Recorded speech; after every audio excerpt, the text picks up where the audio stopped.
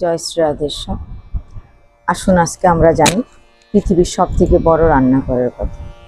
পৃথিবীর সবথেকে বড় রান্নাঘর হচ্ছে জগন্নাথজির রান্নাঘর, পুরীতে অবস্থিত। পুরীধামে জগন্নাথ, বলভদ্র এবং সুভদ্রা দেবীর যে রান্নাঘর, সেটা এত বিশাল রান্নাঘর, কোথায় শুরু কোথায় শেষ, কিভাবে সে রান্না হয়, আসুন তার ব্যবস্থা আমরা আজকে কিছুটা অবগত হই। শ্রী জগন্নাথজির রান্নাঘরে 400টা কেবল উনুনই আছে। 400 উনুনে জগন্নাথ দেবের ভোগ রান্না হয়। আর তার রান্না করার জন্য যে সেবায়েতগণ আছেন তাদের সংখ্যা হচ্ছে 700 জন। এমনি সাধারণভাবে আমরা যদি 10,000 লোকেরও রান্না করি, তাহলে 200-300 লোক মিলে 10,000 লোকের রান্না করে নিতে পারে। কিন্তু শ্রী জগন্নাথ, বলভদ্র, সুভদ্রা দেবী 3 জন, আরেকজন আছে 4 মূর্তি সুদর্শন। এই 4 মূর্তি, 4 জনের জন্য রান্না করতে 700 লোকের প্রয়োজন হয়।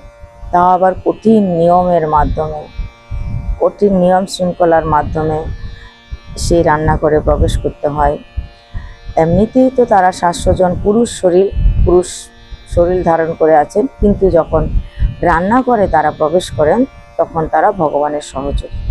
অর্থাৎ নিজের মনটাকে মেয়ের মতো বানিয়ে, নিজেকে মেয়ের মতো সাজিয়ে তারা রান্না করে প্রবেশ করেন। তারা অনেক নিয়ম কারণ মিলে জগন্নাথ, বলভদ্র এবং সুভদ্রাজির ভোগের প্রসাদ তৈরি করেন। তো এই রান্নার কাজ যখন সম্পূর্ণ হয়, তখন গোপাল মন্ত্রের দ্বারা গোপাল মন্ত্র দ্বারা আহ্বান করে জগন্নাথকে ডাকা হয়। আর জগন্নাথজির কাছে যে ভোগ মন্দির আছে, সেখানে যখন এই প্রসাদ ভোগগুলো নিয়ে যাওয়া হয়, তখন খুব ঢাকা দিয়ে সাবধানে আগে গঙ্গার জল ছিটিয়ে ছিটিয়ে এমনভাবে নিয়ে যাওয়া হয় যেন সামনে কেউ না এসে দাঁড়ায়। এমনকি সামনে কেউ এসে দাঁড়াবে তো দূরের কথা, বা সামনে কেউ এসে যাবে সেটা তো দূরের কথা, আকাশে উপরে দিয়ে যদি কোনো পাখি উড়ে যায়, তবে এখনও সেই নিয়ম বর্তায় যে সেই ভোগ আর জগন্নাথের সামনে পরিবেশন করা হয় না, জগন্নাথকে লাগানো হয় না সে ভোগ রয়ে যায়। আবার গিয়ে নতুন ভোগ তৈরি করে, নতুন ভোগ প্রস্তুত তো থাকেই, আবার থালা সাজিয়ে যেভাবে ভগবানকে দেওয়া হয় সেভাবে আবার আনা হয়। এখনও সেই নিয়মগুলো চলে আসছে। তাই খুব সাবধানতার সঙ্গে ভোগ মন্দিরে সেই প্রসাদ আনা হয়। তো জগন্নাথ, বলভদ্র, সুভদ্রা দেবী এবং সুদর্শন চক্রের যখন ভোগ নেওয়া হয়ে যায়, তারা যখন ভোগ গ্রহণ করে নেন, তখন সেটা প্রসাদ হয়। কিন্তু মহাপ্রসাদ কখন হয়?